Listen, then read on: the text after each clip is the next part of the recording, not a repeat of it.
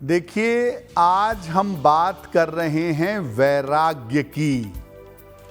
आध्यात्म की दुनिया में जो उपलब्धियां मिलती हैं वो वैराग्य के बाद ही प्राप्त होती हैं। वैराग्य होता क्या है? देखिए, मानव का जो जीवन है वो जुड़ने से और टूटने से चलता रहता है। जिंदगी में सुख आता है, दुख आता है, अच्छी चीजें जुड़ती हैं, बुरी चीजें जाती हैं। ये संभावना हमेशा चलती रहती है। जुड़ता है जब कोई चीज आपसे, कोई चीज आके जुड़ जाती है तो इसको कहते हैं राग।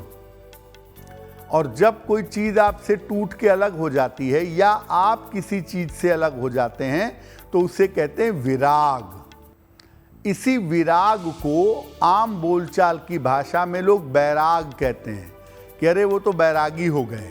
ये आम बोलचाल की भाषा में बैराग कहते हैं, अन्यथा इसको वैराग्य कहा जाता है।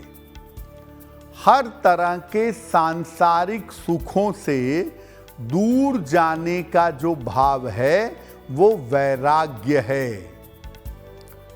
संसार में रहते हुए भी संसार में जुड़े नहीं, लिप्त ना हो, इस भाव को वैराग्य कहा जाता है।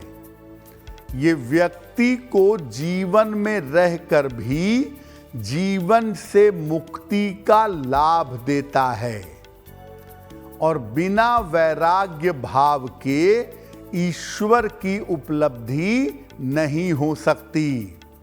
जब तक संसार की चीजों में आप इन्वॉल्व हैं और आपको बाकी कुछ याद ही नहीं है, बाकी कुछ याद करना ही नहीं चाहते, तो ईश्वर की उपलब्धि होना कठिन है। देखिए, दुनिया में लाखों करोड़ों लोग हैं, लेकिन ईश्वर की माया इतनी शक्तिशाली है कि उस माया से निकलकर वैराग्य की तरफ जा पाना बड़ा कठिन होता है। कुंडली में कुछ कॉम्बिनेशन ऐसे होते हैं, जब कुंडली देख करके आप जान सकते हैं कि ये व्यक्ति वैराग्य की तरफ जाएगा, आध्यात्म की तरफ जाएगा या नहीं जाएगा। केवल दिखावा है, केवल ढोंग है, केवल प्रदर्शन है, या वास्तव में व्यक्ति धीरे धीरे वैराग्य की तरफ जा रहा है। किन ग्रहों की भूमिका होती है वैराग्य में? वैराग्य के लिए आम तौर पर नकारात्मक ग्रहों की भूमिका होती है, जिनको हम ज्योतिष में अशुभ ग्रह मानते हैं या निगेटिव ग्रह मानते हैं, वो आपको वैराग्य में ले जाते हैं। शनि, राहु और केतु सबसे ज्यादा महत्वपूर्ण ग्रह हैं जो आपको वैराग्य में ले जाते हैं। कारण क्या है कि ये भौतिक जीवन में सुख नहीं देते। आपके पास धन नहीं है, ऐश्वर्य नहीं है, सफलता नहीं है और कदम कदम पर कष्ट आता रहता है, तो आदमी सोचता है कि पहले हम यही जान लें कि कष्ट को कैसे दूर किया जाए, और तब वो वैराग्य के भाव पर चलता है। शनि, राहु और केतु की वजह से चंद्रमा जब खराब होता है ना कुंडली में, तो मन की बड़ी परीक्षा होती है। बार बार मृत्यु, बार बार जीवन, बार बार कष्ट आपके जीवन में आता है, तो आदमी सोचता है कि चलो पहले हम जीवन का रहस्य ही जान लें, पहले हम उसी को जान लें जिसकी वजह से ये सब हो रहा है, तो वो वैराग्य के मार्ग पर चलने लगता है। कुंडली का चौथा, आठवां और 12वां भाव जो है, चतुर्थ, अष्टम और द्वादश, ये वैराग्य को मजबूत करता है। इसको मोक्ष त्रिकोण कहते हैं। जब इसका मामला एक्टिव हो, 4, 8, 12 कुंडली में एक्टिव हो, तो आपके अंदर वैराग्य मजबूत होगा। जो जल की राशियां हैं वो भी वैराग्य में जाती हैं भावनाओं से। ईश्वर से प्रेम और अटैचमेंट, भावनाएं, वो जल की राशियां भावनाओं से वैराग्य में जाती हैं।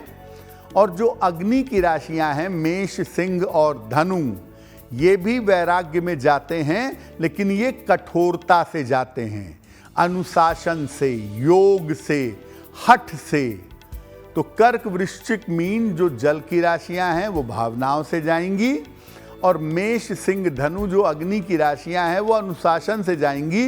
लेकिन इन 6 राशियों में वैराग्य की संभावना काफी ज्यादा पाई जाती है। अब ये जानते हैं कि कब व्यक्ति को वैराग्य का वरदान मिलता है और कब व्यक्ति के अंदर वैराग्य पैदा हो जाता है, व्यक्ति वैराग्य के मार्ग पर चलने लगता है। कब ऐसा होता है? देखिए, कुंडली में अगर चंद्रमा खराब है आपके और पूर्व जन्म के प्रारब्ध हैं या किसी संत महापुरुष के संपर्क में आ गए हैं तो आपके अंदर वैराग्य आना ही है, उसे कोई रोक नहीं सकता। चंद्रमा का संबंध अगर चतुर्थ, अष्टम या द्वादश भाव से बने तो व्यक्ति के अंदर वैराग्य का भाव प्रबल होता है। अगर कुंडली के 9वें भाव का स्वामी मजबूत हो जाए तो व्यक्ति पहले धार्मिक मार्ग पर चलता है, फिर आध्यात्मिक मार्ग पर चलता है और फिर वैराग्य के मार्ग पर चलता है। तो 9वें भाव का स्वामी अगर मजबूत हो तो भी आप वैराग्य के मार्ग पर जाएंगे। केतु को ज्योतिष में मोक्ष कारक माना गया है, इसलिए केतु अगर कुंडली में प्रभावशाली होता है तो आदमी अपनी आध्यात्मिक उन्नति का प्रयास करता है और मुक्ति मोक्ष के मार्ग पर चल पड़ता है। अगर किसी का जन्म अमावस्या का है तो चंद्रमा उसे कष्ट देगा, और चंद्रमा कष्ट देगा तो आप आध्यात्मिक बनेंगे, वैराग्य पर चलेंगे। अगर पूर्णिमा का जन्म हो तो जन्म से ही आध्यात्म लेकर के प्रकट होंगे, यानी जन्म से ही आपके अंदर वैराग्य और आध्यात्म के गुण पाए जाएंगे। देखिए, बहुत सारे ऐसे लोगों को आपने देखा होगा कि शुरुआत में बढ़िया गेरुआ वगैरह पहन के किसी सन्यास की दीक्षा लेके 2-4 साल 5 साल साधना वादना करते हैं या यहाँ घूमते टहलते हैं और बाद में फिर सब उतार करके वापस गृहस्थ जीवन में लौट आते हैं। कब ऐसा होता है कि व्यक्ति वैराग्य का मार्ग छोड़ देता है? एक तो वैराग्य के मार्ग पर जाइए नहीं, और अगर दीक्षित हो गए, दीक्षा ले ली, वैराग्य के रास्ते पे चल गए तो वापस मत लौटिए, वो बहुत अच्छा नहीं होगा। कब व्यक्ति वैराग्य का मार्ग छोड़ेगा? देखिए, अगर कुंडली में शुक्र मजबूत हो गया ना आपके, तो वो बार बार आपको इंस्टिगेट करेगा, बार बार आपको कहेगा कि वापस चलो, इस कष्ट में कुछ नहीं रखा है, वापस चलो, अपना जीवन देखो, पैसे कमाओ, वैभव में रहो। बार बार शुक्र आपको परेशान करेगा। कुंडली का तृतीय, सप्तम या एकादश, जिसको काम त्रिकोण कहते हैं, अगर ये भी मजबूत हो गया तो आपके मन से जो वासनाएं हैं वो नहीं जाएंगी। जिनका काम त्रिकोण मजबूत होता है, अगर वो सन्यासी बन जाते हैं तो उनको प्रचार की बड़ी लालसा होती है। उन्हें बड़ी लालसा होती है कि लाखों करोड़ों लोग उनके चरणों में झुकें। उन्हें बड़ी लालसा होती है कि एक बड़ा सा आश्रम बन जाए। तो ये जो है ना, कुंडली का तीसरा, 7वां और 11वां भाव, ये बहुत लंबे समय तक वैराग्य में नहीं रहने देता है। चंद्रमा अगर द्विस्वभाव की राशि में है, मिथुन में है, कन्या में है, धनु में है या मीन में है, चंद्रमा अगर द्विस्वभाव की राशि में है तो ऐसी स्थिति में आप हमेशा कंफ्यूज होंगे कि मुझे इस मार्ग पर चलना है या मुझे इस मार्ग पर चलना है, और इस कंफ्यूजन की वजह से एक रास्ता नहीं मिलेगा। अगर आपकी कुंडली में वायु तत्व मजबूत हो गया है तो आप स्थिर स्वभाव के हैं ही नहीं। आपको मंत्र दिया जाएगा गुरु का, मंत्र भूल जाएंगे। आपको साधना की पद्धति दी जाएगी, वो भूल जाएंगे। तो अगर कुंडली में एयर एलिमेंट ज़्यादा है तो आप चीज़ों को गंभीरता से लेंगे नहीं, और नतीजा ये है कि वैराग्य का रास्ता छूट जाएगा।